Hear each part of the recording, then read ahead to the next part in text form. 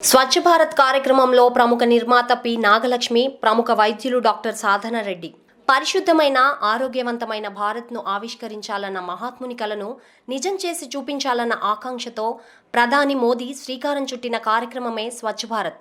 ప్రధాని తన స్ఫూర్తిదాయకమైన మాటలు చేతల ద్వారా స్వచ్ఛ భారత్ సందేశం దేశమంతటా ప్రజలందరినీ చైతన్యం చేయడంతో ఇది ఒక జాతీయోద్యమంగా మారింది.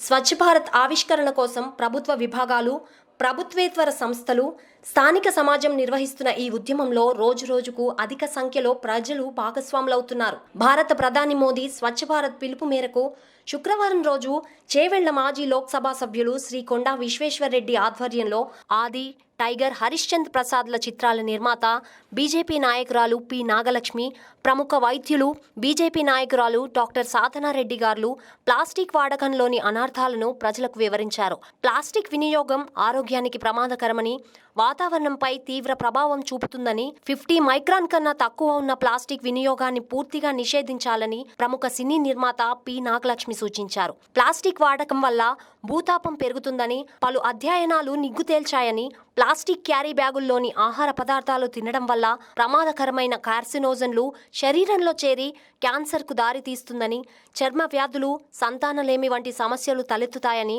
వైద్య నిపుణులు డాక్టర్ సాధన రెడ్డి ప్రజలకు తెలియజేశారు. వీరిద్దరూ ప్రజలకు చైతన్యం కలిగిస్తూ ప్లాస్టిక్కి వ్యతిరేకంగా నారసంచులు అందజేశారు. ఈ కార్యక్రమంలో ఆ ప్రాంత ప్రజలు పాల్గొని హర్షం వ్యక్తం చేశారు.